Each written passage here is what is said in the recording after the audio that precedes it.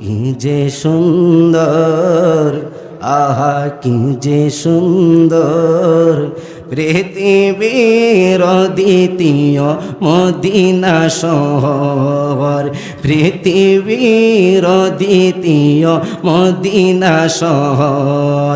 যেতায় আছে দয়াল নবী কাদিন উম্মতি, হাবিবুল্লাহর কাছে যেতে আমার মিনতি।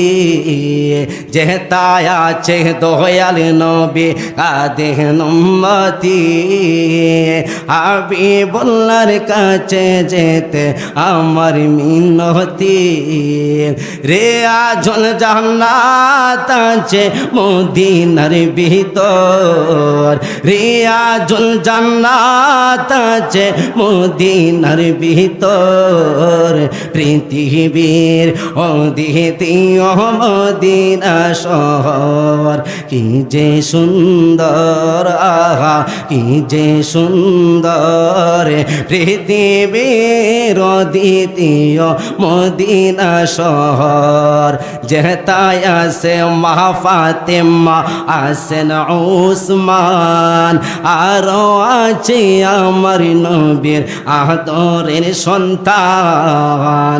যেতায় আছে মা ফাতেমা, আছেন উসমান, আরো আছে আমার নবীর আদরের সন্তান। জান্নাতুল বাকি আছে মদিনার ভিতর, জান্নাতুল বাকি আছে মদিনার ভিতর, পৃথিবীর দ্বিতীয় মদিনা শহর। জবান খুলে বলুন না ইয়া রাসূলুল্লাহ, তাহলে তো তোমার ফাঁসি হয়ে যাবে।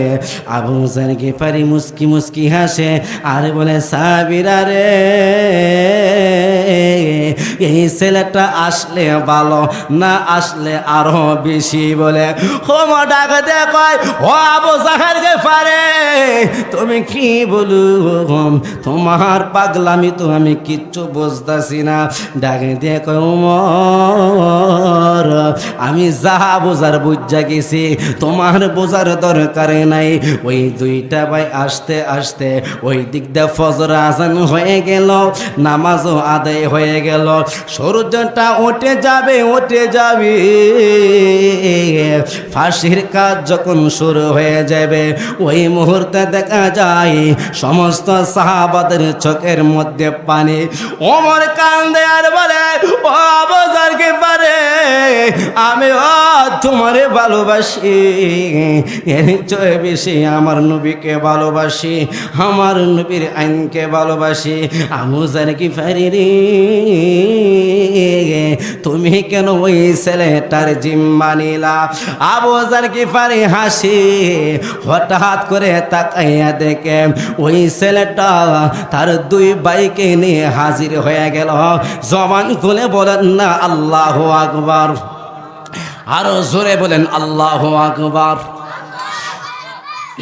ডাক দেখো ব্যাপারকে গেছে একজন, আসলো কয়জন? কয়জন আসছে?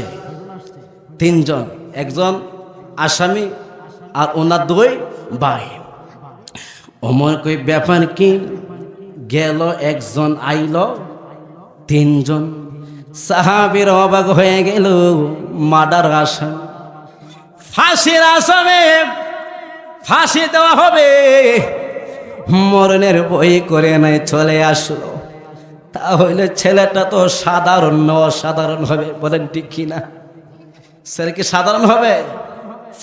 এবার মনে ডাকি দিয়ে আবু যার গিফারি, আসামি তো চলে আসলে, এবার তুমি চলে যাও।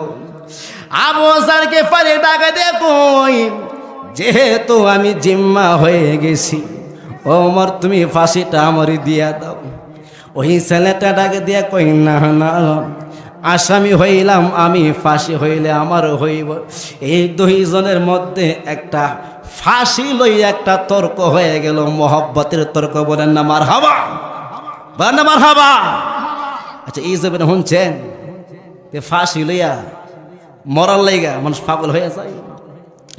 এবার আমার ডাকা দিয়া কয়, ঠিক আছে, ঠিক আছে, একটা ফয়সালা হবে। ওমর ডাকে দিয়ে কই, ও আবু যার গিফারি, আমি তোমার কাছে জানতে চাই তুমি কোন কারণে ফাঁসির জিম্মা নিলা, ফাঁসির আসামি হতে চাও? ডাকে দিয়ে কয়, ওমর রে, এই ছেলেটার বিষয় আমি জানি না, তার বাড়ি কোথায়, সে কোথায় থাকে রে ওমর। ওমর ডাকে দিয়ে কয়, ইয়ার মধ্যে কি এমন তেমন কি আছি, তুমি ফাঁসি নেওয়ার জন্য পাগল হয়ে গেলা? বন্ধুরে আমার, এবার আসুন আরব দেশে এক মহিলা আমার নবী ফানা হয়ে গেল। ওই মহিলাটা যখন হঠাৎ করে অসুস্থ হয়ে গেল, তার বড় সন্তানকে ডাকে দিয়ে কয়, আব্বা, আমি তো অনেক অসুস্থ, জানি না কোন দিন না জানি মারা যাই, তবে তোমার এক দুইটা ওসিয়ত করব। ওই ছেলেটা ডাকে দিয়ে কই, মা, কি ওসিয়ত করবেন? ডাকে দিয়ে কই, ফুত, আমি যদি মারা যাই তুমি দুইটা ওসিয়ত মানবানি? ডাকে দিয়ে কই, মা, জীবন দিয়ে হইল আপনার ওসিয়ত গুলা মানব। এক নাম্বার ওসিয়ত হইল, বাবা, দুনিয়াতে চলতে ফিরতে রে বাবা কত বিপদ আপদ আসবে, তারপরে কিন্তু মিথ্যা কথা বলা যাবে না। দুই নাম্বার ওসিয়ত হইল, আমার নবীরে বলা যাবে না, দুরূদ ও সালামের মাধ্যমে আমার নবীকে স্মরণ করতে হবে। ওই ছেলেটা ডাকে দিয়ে কই, মা, ঠিক আছে, আপনার ওসিয়তগুলো আমি মানার চেষ্টা করিব। বন্ধুরে আমার,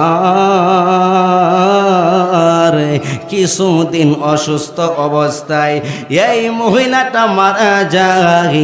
এই ছেলেটা মা হারাইয়া কান্না করে, এরে বাবা রে, দুনিয়াতে যত মানুষ দেখেন না কেন, মায়ের মতো আপন কেউ হই না। কথা বলেন ঠিক কিনা?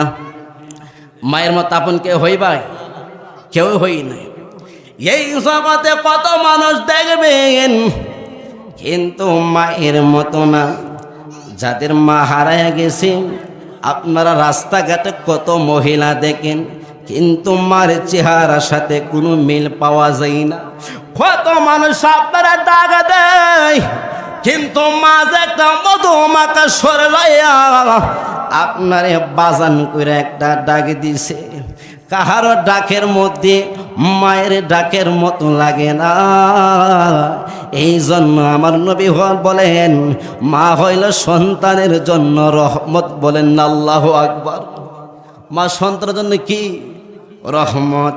বন্ধুরে আমার, আমি আপনাদেরকে একটা কথা বলি, আমি যখন নরসিংদী চাকরি করতাম, ঈদের দিন আমি গুরুস্থান জিয়ারত করে তারপরে আসলাম, গোসল দিব, ঈদের নামাজের একটা প্রস্তুতি নিব। তখন একটা ছেলে আইসা বলতেছে, হুজুর, আপনি তো অনেক কবরস্থান গুরুস্থান জিয়ারত করছেন, শুধু আমার মার কবরটা বাকি আছে। আমি বললাম, আপনার মায়ের কবর কি আমি জিয়ারত করি নাই? তখন বলতেছে, হুজুর, আপনি তো করেছেন, আমার মায়ের কবরটা অনেক দূরে ছিল, আপনি যদি আমার সাথে একটু আসতেন, আমার মার খবরে পাশে দাঁড়িয়ে যদি একটু দোয়া করতেন, তাহলে আমি অনেক খুশি হইতাম।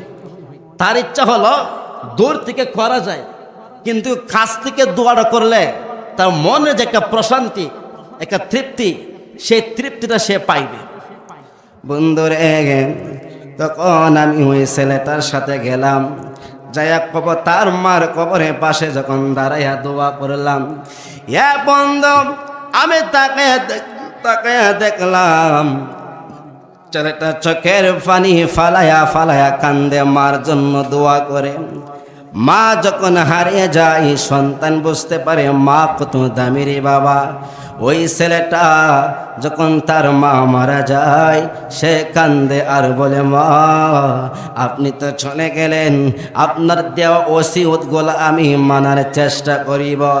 তখন ওই ছেলেটা মা যে বলল সন্তান যত বড়ই বিপদ আসুক না কেন মিথ্যা কথা বলা যাবে না।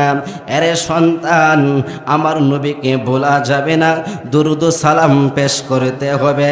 তখন ওই ছেলেটা তার দুইটা ভাই ছিল আর একটা গাভী ছিল, সেই গাভীটার দুধ বিক্রি কইরা সংসার চালাই।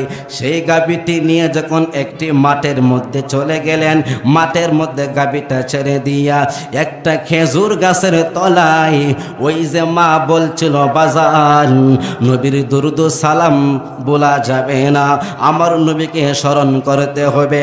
এ মার কথা স্মরণ করিয়া খেজুর গাছের গোড়ার মধ্যে বসিয়া দুরুদ পড়ে সালাতু সালাম জানাই দুরুদ সালাম জানাই আপনার দরবারে নবী গো আমরা গুনাহগারে, আমরা গুনাহগারে নবী আমরা গুনাহগারে, আমরা গুনাহগারে নবী আমরা গুনাহগারে নবী গো আমরা গুনাহগারে। কুরআনে শুন নাসি আহামে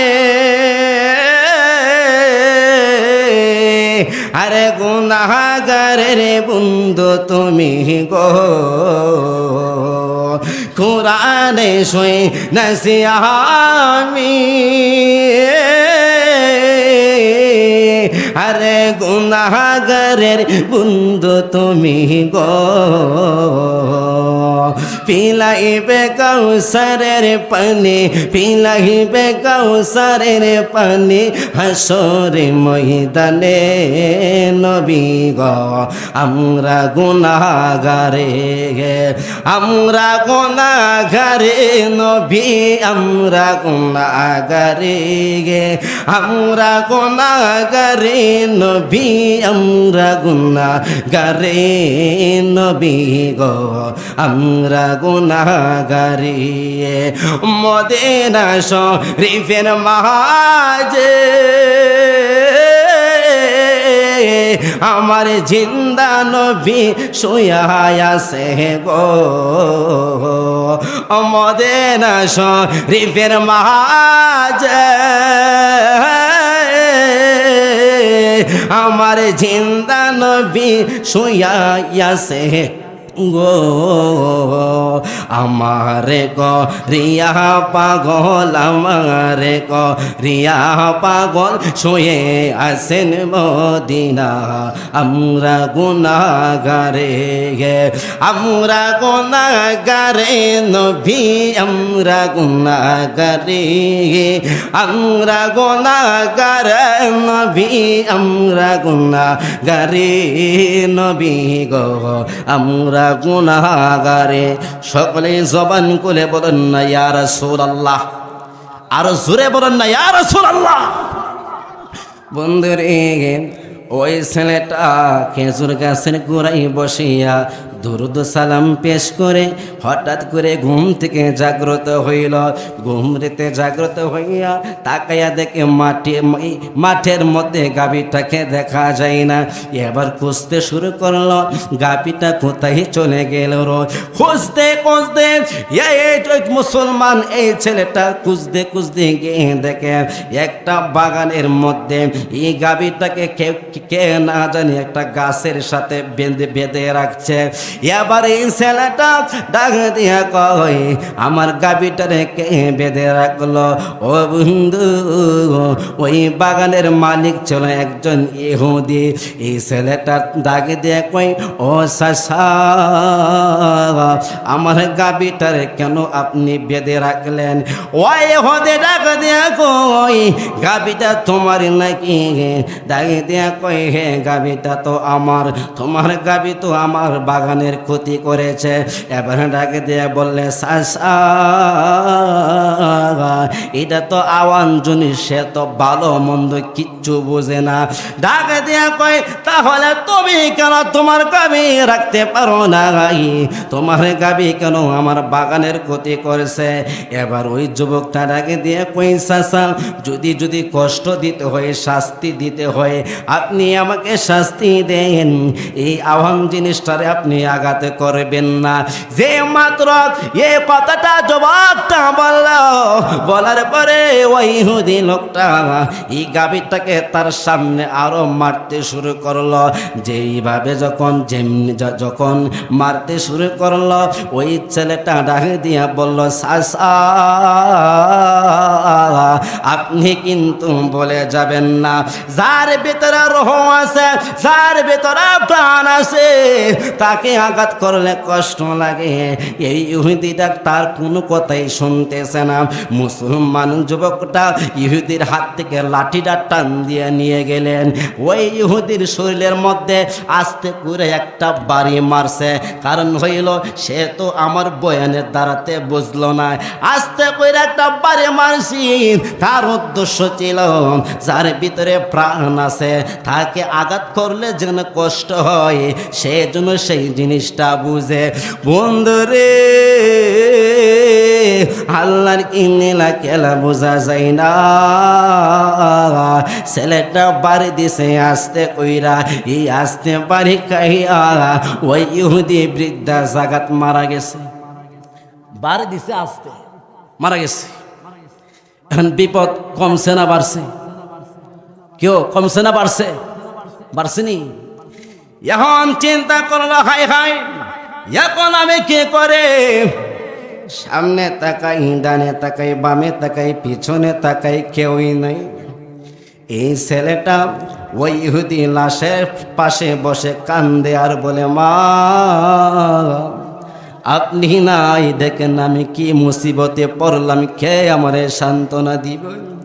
আর আল্লাহকে ডাকা দিয়ে কয় আল্লাহ আল্লাহ এটা তোমারে কি নীলা খেলা? এই জন্য আমাদের এক কবি বলেন আল্লাহর নীলা খেলা বোঝা বড় দায় রে বাবা। যেই মাত্র ছেলেটা দেখলো ইহুদিটা মারা গেল, ও যখন বসতে বসতে সময় যেতে যেতে সন্ধ্যা হয়ে গেল। ওই ইহুদের দুইটা সন্তান ছিল বাড়িতে। এক ভাইকে আরেক ভাই ডাকে দিয়ে কই বাইরে দেখোস না সন্ধ্যা হয়ে গেছে, বাবা কেন আসে না? আরেকটা ভাই ডাকে দিয়ে কই বাবা তো বৃদ্ধা মানুষ, হইতে পারে কোনো অসুবিধা হয়েছে, চলস না যায় দেখি বাবার কি সমস্যা হয়েছে। এই দুইটা সন্তান যখন বাগানের দিকে আসতে শুরু করলো, বাগানের ভিতরে প্রবেশ করে তাকায়া দেখে বাপটা লম্বা হয়ে শুইয়াছে, পাশে একটা যুবক দেখা যায়। দাঁড়ে আইসা বলতেছে হ্যাঁ যুবক তুমি কান্দো কেন, আর আমার বাবার কি হয়েছে? যুবক ডাকা দেয়া কয় বাইরে তোমাদের বাবা নাই, তোমাদের বাবা মারা গেছে। এই ইহুদি দুইটা যুবক ডাকে দিয়ে কই আমার বাবা মারা গেছে, তুমি কান্তাছো? আমার বাবা কেমনে মারা গেছে, কিভাবে মারা গেছে? ইচ্ছা করলে ছেলেটা মিথ্যা বলতে পারে। ওই যে মা বলছে বাজাগান যত বড় বিপদ আসুক না কেন মিথ্যা বলা যাবে না। ডাকে দিয়ে কই বাইরে তোমাদের বাপকে আমি মেরে ফেললাম, একটা বাড়ি দিছিলাম বোঝানোর জন্য, আসতে কইরা যার ভিতরে প্রাণ আছে মারলে সে কষ্ট পায়, কিন্তু আমি বুঝলাম না আপনার বাবা মারা গেছি। এবার ওই ইহুদি দুই যুবক ডাকে দিয়া কই তুমি তো মুসলমান, আমাদের ধর্মের না, এই জন্য আমার বাপটাই তুমি মাইরা ফালাইছো, তোমার তো একটা বিচার হওয়ার দরকার।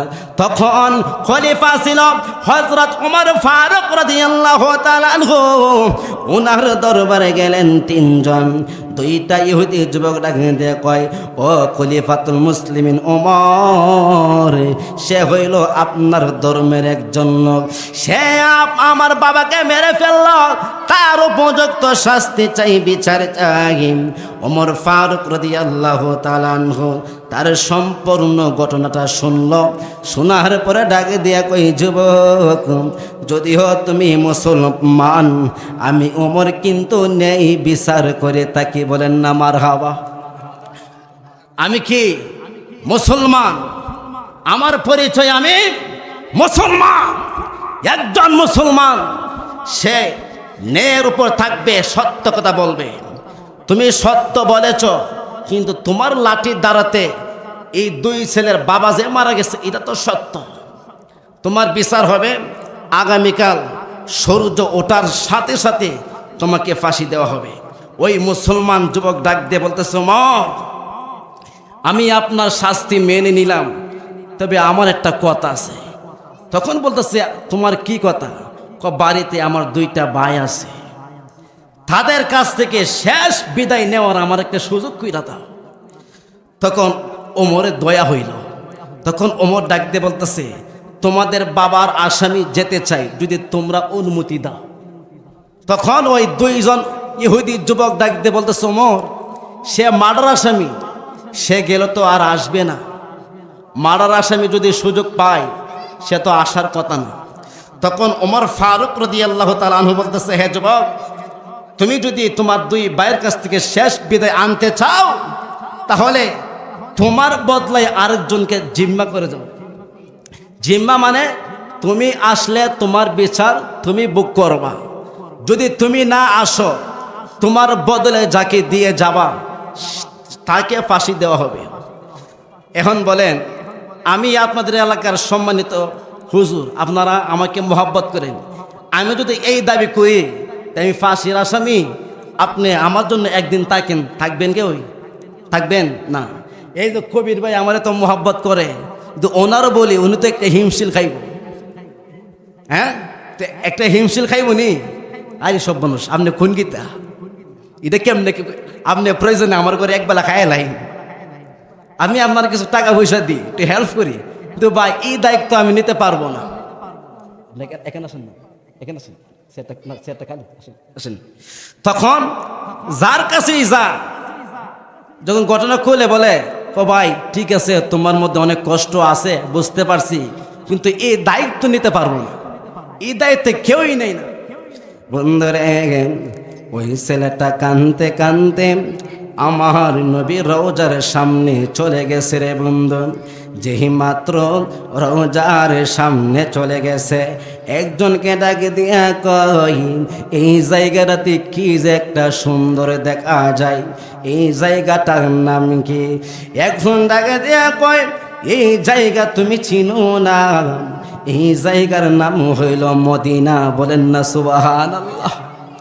ছেলেটা ডাকে দিয়া কয়, এই জন্য তো আমি বলে, এই জায়গাটা কেন এত সুন্দর, কি যে সুন্দর, কি যে সুন্দর, আহা কি যে সুন্দর, পৃথিবীর দ্বিতীয় মদিনা শহর, পৃথিবীর দ্বিতীয় মদিনা শহর, যেতায় আছে দয়াল নবী কাদিন উম্মতি, হাবিবুল্লাহর কাছে যেতে আমার মিনতি, যেতায় আছে দয়াল নবী কাদিন উম্মতি, হাবিবুল্লাহর কাছে যেতে আমার মিনতি, রে আজল জান্নাত আছে মদিনার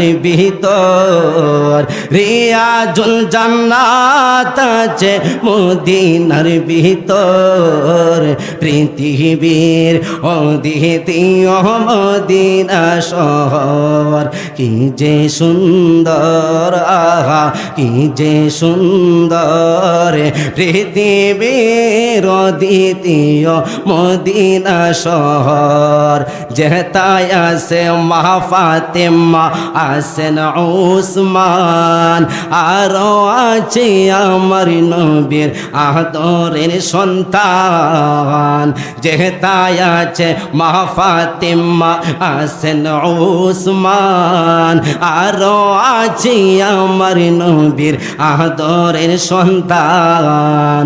জান্নাতুল বাকি আছে মদিনার ভিতর, জান্নাতুল বাকি আছে মদিনার ভিতর, পৃথিবীর অদ্বিতীয় মদিনা শহর। জবান খুলে বলুন না ইয়া রাসূলুল্লাহ, আর একটু মোহাব্বতে বলেন ইয়া রাসূলুল্লাহ। বন্ধুরে, এই ছেলেটা ডাক দিয়া কই, আমি তো আমার জায়গা পেয়ে গেছি, আর কাহারও দরকার নাই। এই ছেলেটা নবীর রওজা পাশে দাঁড়াইয়া ডাকে দিয়া কই, নবী গো, কত মানুষের দরবারে গেলাম, ও নবী, কত মানুষের কাছে দুয়ারে দুয়ারে গেলাম, সবাই তো আমারে ফিরিয়া দিছে। নবী গো, কোন দেন আপনি নবীরে আমি দেখি নাই, তবে আমি শুনছি আপনার দরবারে সাহাবারা যখন আসতো আপনি নাকি কালি ফিরাইয়া দিতেন না। ও নবী, আপনি, আমিও তো আপনার উম্মত, আমি বিশ্বাস করি আপনি নবী আমার কালি ফিরাইয়া দিবেন না। বলেন না মারহাবা। ফিরাই দিছে বাবা।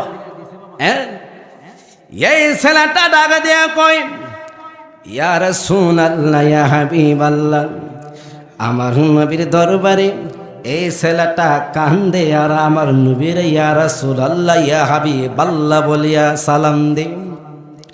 একজন সাহাবী, ওই সাহাবীর নাম হইল আবু যার গিফারি রাদিয়াল্লাহু তাআলা আনহু। এই আবু যার গিফারি ডাকে দিয়া কই, যুবকরে, তুমি কেন নবীর দরবারে দাঁড়াইয়া দাঁড়ায় কান্দ? এই ছেলেটা ডাকে দিয়া কয়, আমি কেন কান্দে? এর কারণ অনেক মানুষের কাছে আমি বলছি, কেউ আমার কারণ শুনে না। আমার বিপদের সময় আমার কাছে আসে নাই। আমার যত দুঃখ কষ্ট আছে, আমার সব দুঃখ আমার নবীর কাছে আমি বলে দিয়েছি, আপনার কাছে বলার দরকার নাই। আবু যার গিফারি ডাক দিয়া কয়, যে কষ্ট তোমার কষ্ট বলে কেউ শোনে নাই, তুমি আমারে একবার বলে দেখো না, কি হয় আমি তোমার কষ্টগুলো শুনতে পারি। এবার যুবকটা ডাকে দিয়া কই, আমি হইলাম একটা মার্ডার আসামি, আমার ফাঁসি হয়ে যাবে আগামীকাল সূর্য ওঠার সাথে সাথে। আমার বাড়িতে দুইটা ভাই আছে, ওই দুইটা ভাইকে আমার দেখতে হবে, ওই দুইটা ভাইকে শেষ দেখা দেখতে হবে, এসে আখেরি বিদায় আনতে হবে। আমার দুইটা ভাইকে দেখার জন্য যাব, সাময়িক সময়ের জন্য একজন জিম্মাদার লাগে, আমি কাউকে খুঁজে পাচ্ছি না। এবার আবু যার গিফারি ডাকে দিয়ে কই, যুবক, যাও যাও, তোমার জিম্মা আমি আবু যার গিফারি হয়ে গেলাম। বলেন না আল্লাহু আকবার। জবান খুলে বলেন আল্লাহু আকবার। বন্ধুরে আমার, আবু যার গিফারি রাদিয়াল্লাহু তাআলা আনহু হযরত ওমর ফারুক রাদিয়াল্লাহু তাআলা আনহুর কাছে গিয়ে বললাম, ওমর, তুমি নাকি ছেলেটার জিম্মা খুঁজছিলাম, সেই ছেলেটার জিম্মা আমি আবু যার গিফারি হয়ে গেলাম। ওমর ডাকে, দেখো আবু যার গিফারি, তুমি কি বুঝা কইতা শুনি, সে কিন্তু মার্ডার আসামি, যদি সময় মতো না আসে রে, তোমার কিন্তু ফাঁসি হয়ে যাবে। তুমি বলে যেও না আমি কিন্তু ওমর, নের পর থেকে যাররা পরিমাণ কিন্তু লড়চড় হবে না। আবু যার গিফারে ডাকে দেখো ওমর, আমি তোমার সম্পর্কে ভালো করে জেনে কোনো অসুবিধাই নাই। সে যদি আসে ভালো, যদি না আসে তাহলে আরো বেশি ভালো। বলেন না মারহাবা। সে যদি আসে ভালো, যদি না আসে তাহলে কি আরো বেশি ভালো। এই ছেলেটা যখন তার দুইটা ভাইকে দেখার জন্য রওনা হয়ে গেলেন, ওই দিকে দুইটা ভাই কান্দে। একটা বাইরে আরেকটা ভাই জড়াইয়া ধরে কান্দে আর বলে, ভাইয়া আমাদের বড় ভাইয়া কখন আসবে? সারাদিন চলে গেল, রাত্র হয়ে গেল, ভাইয়া দিয়ে আসে না। আমাদের বড় ভাইয়া ছাড়া তো আমাদের আর কেহই নাই, আমাদের কি উপায় হবে? বড় ভাইটা ডাকে দিয়ে কই, একটা ভাইয়ের বয়স হলো 7 বছর, আরেকটা ভাইয়ের বছর হইল 10 বছর। 10 বছরের ভাইটা 7 বছরের ভাইটাকে সান্ত্বনা দিন আর বলি, আমাদের বড় ভাইয়া চলে আসবে, হতে পারে কোনো সমস্যার মধ্যে পড়েছে। আর আল্লাহকে ডাকে দিয়ে কয়, আল্লাহ আমাদের মাও নাই বাবাও নাই, আমাদের ভাইটা যেখানে থাকে না কেন গো তুমি সুস্থ রাখিও, ভালো রাখিও, আমাদের কোলে আমাদের ভাইকে ফিরাইয়া দিও। এইভাবে কান্নাকাটি করে এর মধ্যে দিয়া দরজার মধ্যে কে জানি নক করেছে। যখন দরজাটা খুললো, তাকাইয়া দেখে বড় ভাইটা চলে আসলো। 3টা ভাই একসাথে হইয়া এক ভাই রে আরেক ভাই গলার মধ্যে জোরে কান্দি। ছোট ভাইটা ডাকে দিয়া কই, ভাই আরে সারাদিন চলে গেল, রাত্র হয়ে গেল, আমি কানা কাই নাই, আমি চিন্তা করিতেছি আমার বড় ভাইটা আমাদের জন্য এত কষ্ট করে, ভাইয়ার ছাড়া আমি কেমনে কানা খাই? ও ভাইয়া তোমার কেন দেরি হয়ে গেল? বড় ভাইটা ডাকে দিয়ে কই, ভাই রে এ বড় ভাইটা আসলাম তোরা দুইজনকে দেখার জন্য আর শেষ বিদায় নেওয়ার জন্য। বড় ভাইটারে বিদায় করে দে, একবারে জনমের মতো দেখা দে। দুইটা ভাই কান্না করে আর বলে, ও ভাই তোমার কি হয়েছে? বড় ভাইটা ডাকে দিয়ে কই, আমি একটা মার্ডার আসামি হয়ে গেছি, ওমরে রায় দিছি, আগামীকাল সূর্য ওঠার সাথে সাথে আমার ফাঁসি হয়ে যাবে। ভাই রে এই ভাইটার প্রতি কোনো দায় রাখিস না। এ ভাই আজকে সমাজে দেখবেন ভাইয়ের সাথে ভাইয়ের কোনো মিল নাই। আরে ভাই বড় দূর রক্তের বাঁধন, যদি হয় পৃথক নারীর কারণ। কথা বলেন ঠিক কিনা? এই কথা বলেন ঠিক কিনা? শুনেন, যাদের ভাই আছে, আমি আপনাদেরকে একটা কথা বলি, আমারও একজন বড় ভাই আছে। আপনাদেরকে একটা কথা বলে দেয়া যায়, আপনার জায়গা আছে, বাড়ি আছে, ক্ষেত আছে, ধন সম্পদ আছে, কোনো কিচ্ছু আপনার সাথে যাবে না। আপনি দুনিয়াতে আসছেন, দ্বিতীয়বার তো আর আসবে না ভাই। এই বাড়িতে আপনি কই পাইবেন? আজকে জায়গার জন্য ভাইয়ের সাথে ভাইয়ের দ্বন্দ্ব, কথা বলে না। আজকে বাড়ি ঘরে নিয়ে, ধন সম্পদ নিয়ে ভাই ভাইয়ের সাথে কথা বলে না। কিন্তু এই বাড়িতে আপনি পাবেন কোথায়? জায়গার সম্পদ যদি আপনি নিয়ে যাইতে পারতেন তাহলে একটা মনে বুঝ দেওয়া যেত। এই জায়গার জন্য, এই বাড়ির জন্য, এই গাড়ির জন্য বাইক ত্যাগ করলাম, এই বাড়ি গাড়ি তো আমার হয়ে গেল। সে বাড়ি গাড়ি ধন সম্পদ তো আপনার হবে না। আপনি জানেন আপনি কোন ভাইকে কষ্ট দিয়েছেন? যে ভাই কষ্ট পাইলে আপনার মা খান্ত, আপনার বাবা খান্ত। সুন্দরভাবে ভাই ভাই মিলেমিশে থাকবেন। আল্লাহ যেন ভাই ভাইয়ের মধ্যে মহব্বত বৃদ্ধি করে দেয়, যেন সংসারে আল্লাহর রহমত বর্ষণ করে। সকলে বলি আল্লাহুম্মা আমিন। মনে আসেনি? ওই দুইটা ভাই ডাকে দিয়ে কয়, ভাই তুমি কি ওমরকে বলো নাই তুমি সারা দিয়ে আমাদের কেউই নাই? ওই ভাইটা ডাক দিয়ে কই, ভাই রে ওমরের কাছে বলছি, ওমর তো কোনো কথাই শুনবে না।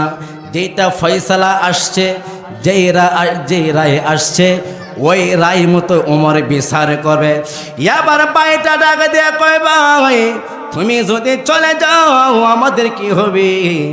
এবার ডাক দিয়া কই, ভাই তুমি আমাদেরকে সাথে নিয়ে যাও, আমরা ওমরের কাছে গিয়ে বলবো আমাদের মা নাই, বাবা নাই, এই বাইটা ছাড়া আমাদের কেহই নাই। এই তিন ভাই মিল্লা যখন রাত্রে অন্ধকারে রওনা হয়ে গেল, ওই দিকে দিয়ে বাবা ফজরে আজান হয়ে গেছে। সমস্ত সাহাবীর একটা টেনশনে পড়ে গেছে। ও আবু জাহেল গফারে, তুমি কে বসে জিম্মা হইলাম, এই ছেলেটা যদি এখন না আসে তাহলে তো তোমার ফাঁসি হয়ে যাবে। আবু জাহেল গফারি মুস্কি মুস্কি হাসে আর বলে, সাহাবীরা রে,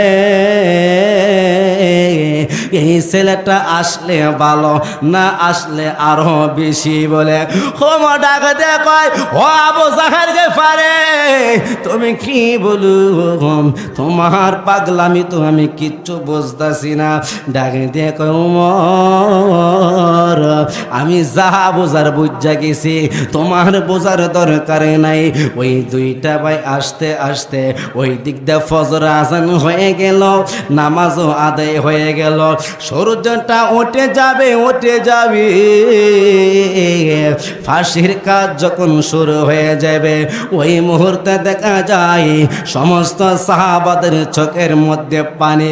ওমর কান্দে আর বলে, ও আবু জাহেল গফারি, আমি তোমারে ভালোবাসি, এর চেয়ে বেশি আমার নবীকে ভালোবাসি, আমার নবীর আইনকে ভালোবাসি।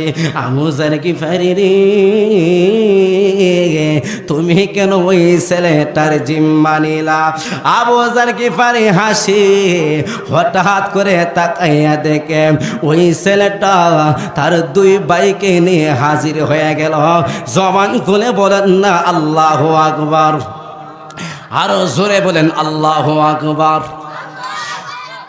ওমর ডাক দেখে ব্যাপারকে গেছে একজন, আসলো কয়জন?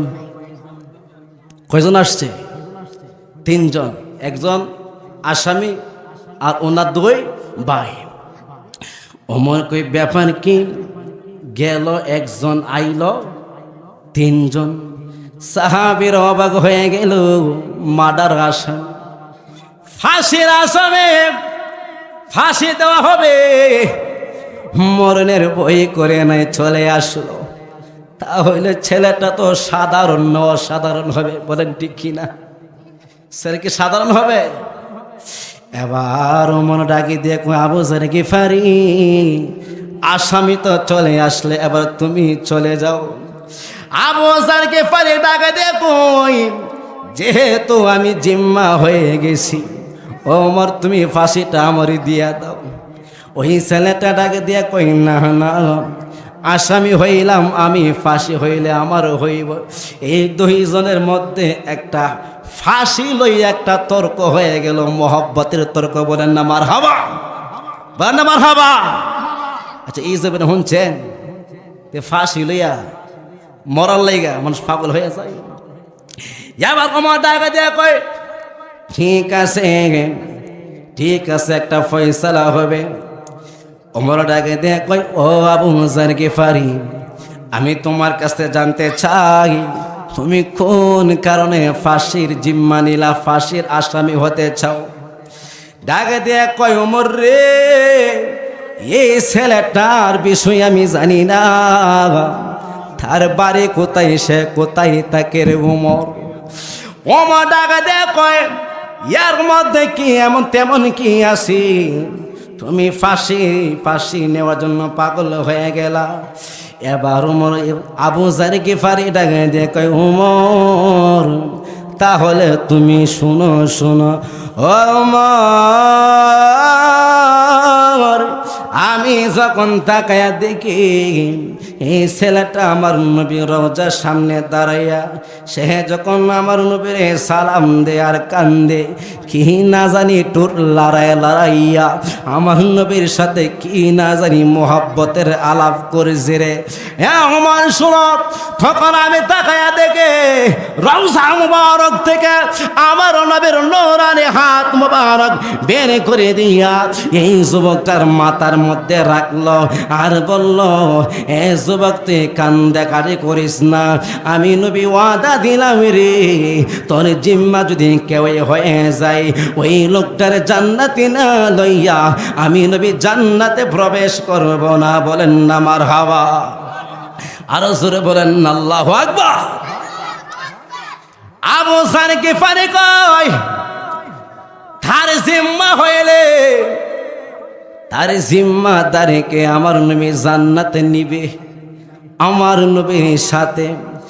এবার ওমর আস্তে কইরা পিছপা হয়ে গেছে আর বলে, ও আবু জার গিফারি, তুমি কি শুনাইলা আমি ওমর জীবনে কত বিচার করেছি রে। টাকা দেখায় হদে দই যুবক, তোমাদের বাবার স্বামীর বিচারটা আমি ওমর করতে পারবো না। যেই জায়গার মধ্যে আমার নবী তার প্রতি খুশি হয়ে গেল। ওই ইহুদি দুইটা ছেলে, একটা ভাই আর একটা ভাইয়ের দিকে তাকায় আর বলে, বাইরে দেখ মুসলমানের আদর্শ কত সুন্দর, ফাঁসির আসামি হয়ে ফাঁসি হয়ে যাবে, তারপরও বাড়ি থেকে চলে আসলো।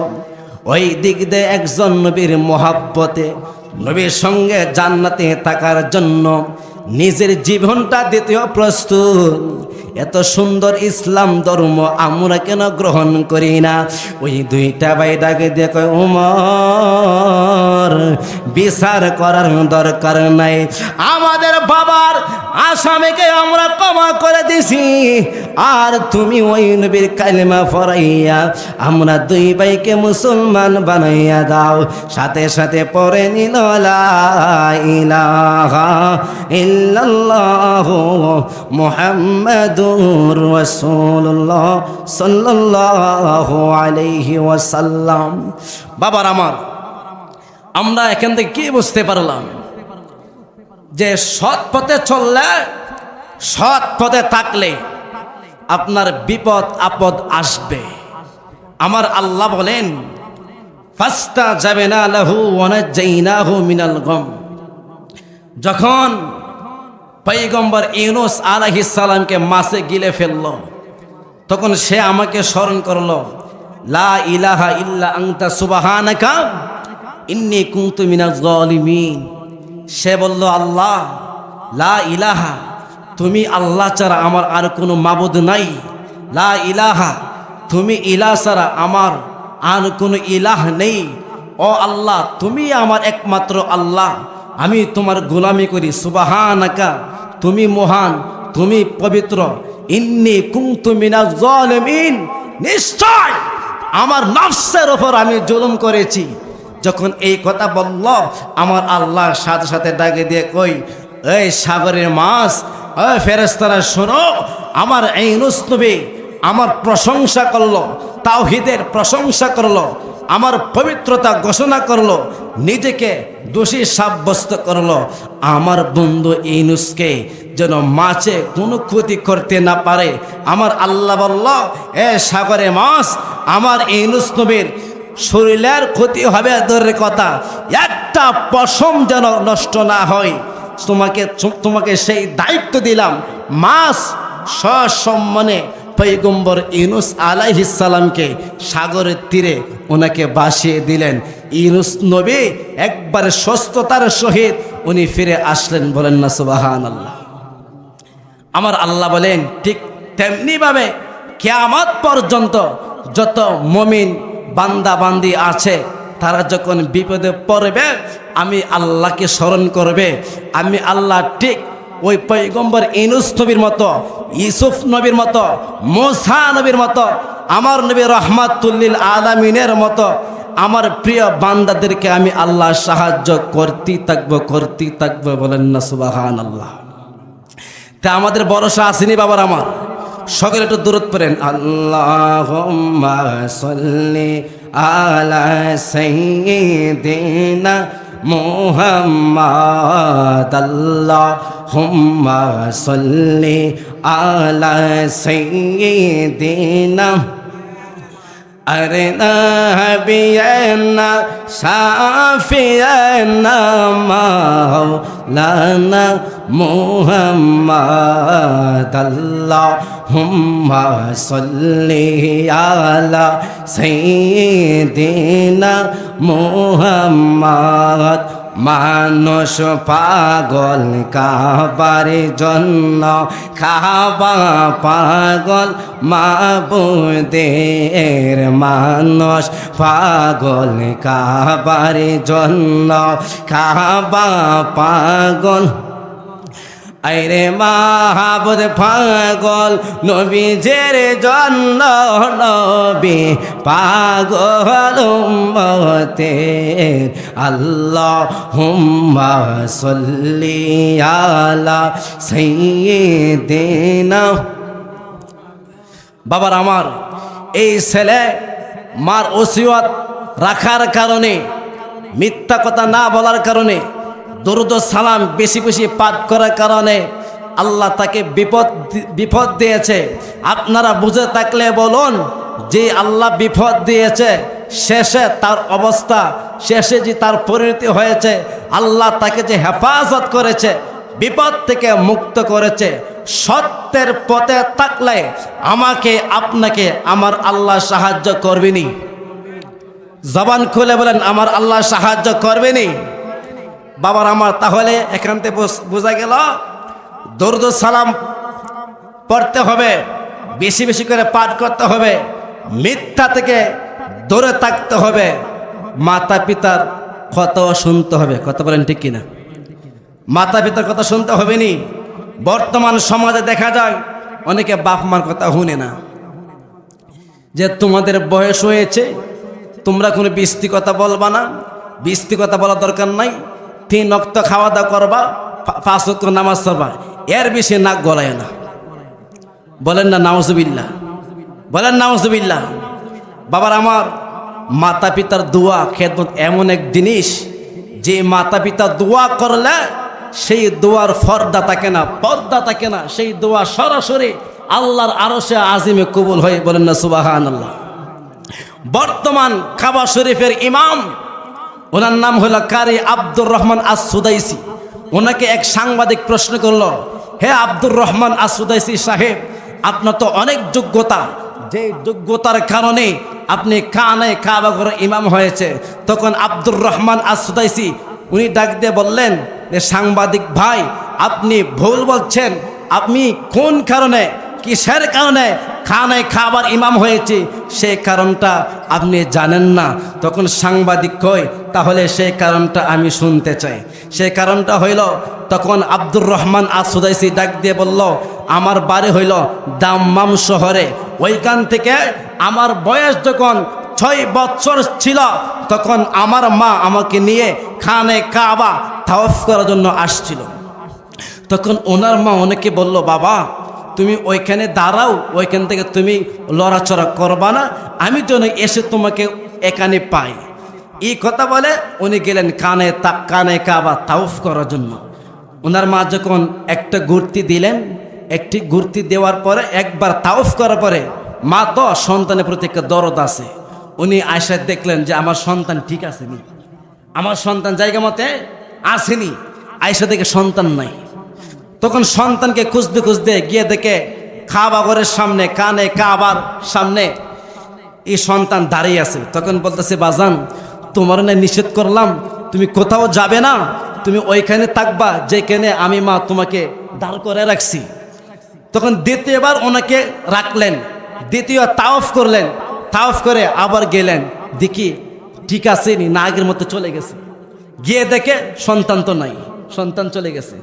বন্ধুরে, তখন আব্দুর রহমান আস-সুদাইসি ডাকে দিয়ে কয়, আমি যখন কানে কাবার সামনে দাঁড়ায় রইলাম, ঘরটা দেখতে এত সুন্দর, এত ভালো লাগতেছে, ঘরটা যখন আমি দেখি আমার হৃদয়ে একটা প্রশান্তি পাই, বলেন না সুবহানাল্লাহ। আরে খানে কাবা ঘর দেখলে কি শান্তি লাগেনি? কেউ শান্তি লাগেনি? খানে কাবা ঘরে যাওয়ার আপনাদের ইচ্ছা আসেনি? বাবার আমার তখন ওনার মা ডাকে দিয়ে কই, আমার সন্তানকে আমি দেখলাম জায়গায় নাই। আমি দ্বিতীয়বার গেলাম কানে কাবার সামনে, গিয়ে দেখি মাকাম, যখন এই দেখলাম কানে কাবার সামনে আমার সন্তান দাঁড়িয়ে আছে। আমি ডাক দিয়ে বললাম, বাজান তোমার না নিষেধ করেছি এখানে আসার জন্য? এই ছেলেটা আব্দুর রহমান আস-সুদাইসি ডাক দিয়ে কই, মা আপনি তো আমাকে বলেছেন জায়গা থেকে লড়াচড়া না করার জন্য, কিন্তু ওই ঘরের প্রতি কেন না জানি আমার ভিতর থেকে একটা টান আসে। আমার মন চাই ওই ঘরের সাথে আমি সময় দিতাম, ওই ঘরের আশেপাশে আমি তাকাতাম। তখন ওই মা দুইটা হাত উঠাইয়া আল্লাহর কাছে কই, আল্লাহ গো, আমার বাড়ি কোন মক্কা শহরে না, আমার বাড়ি কিন্তু মদিনাতেও না। ও আল্লাহ, আমার বাড়ি হইল দাম্মাম শহরে। ও আল্লাহ, আমি কিন্তু সৈয়দ বংশের একজন মানুষ, বিষয়টা কিন্তু এমনও না, তবে আমি হইলাম একজন মা। বলেন না মারহাবা। আমি একজন কি? একজন মা। তখন আব্দুর রহমান আস-সুদাইসি তাকে দিয়া কই, আমার মা তখন আল্লাহর কাছে দুই হাত উঠে কয়, আল্লাহ, আমার সন্তান তোমার ঘরকে সম্মান করেছে, তোমার ঘর নাকি আমার সন্তানের কাছে ভালো লাগে। ও আল্লাহ, আমি মা হইয়া তোমার কাছে দোয়া করি, যেহেতু আমার সন্তান কানে কাবা ঘরকে সম্মান করলো, ভালোবাসলো, সেই ঘরের সাথে সে থাকতে চায়। এই যখন মা এ কথা বলে আল্লাহর কাছে দোয়া করে আর বলে, আল্লাহ, আমার সন্তানের সেই মোহাব্বতকে ওসিলা করিয়া, তার সম্মানকে ওসিলা করিয়া আমি মা তোমার দরবারে দোয়া করি। আমি মার কাদিরে, আমি মা দোয়ার বদলায় আমার সন্তানকে কানে কাবার ইমাম হিসাবে তুমি আমার সন্তানকে কবুল করে নাও। বলেন না সুবহানাল্লাহ। বলেন না সুবহানাল্লাহ। বন্ধুরা আমার, যে মাত্র তার মা এ দোয়া করিল, আব্দুর রহমান আস-সুদাইসি ডাকে দিয়া কই, আমার মা দোয়া করার কারণে আমি কারি আব্দুর রহমান আস-সুদাইসি আজ খানে কাবা ঘরের ইমাম হয়েছি। আজ থেকে 37 বৎসর 38 বৎসর ধরে ইমামতি করি, এর ভিতরে আমার একটা লোকমা লাগে নাই। বলেন না মারহাবা। একটা লোকমা লাগে নাই। বাবার আমার, বর্তমানে দেখবেন আমাদের সমাজে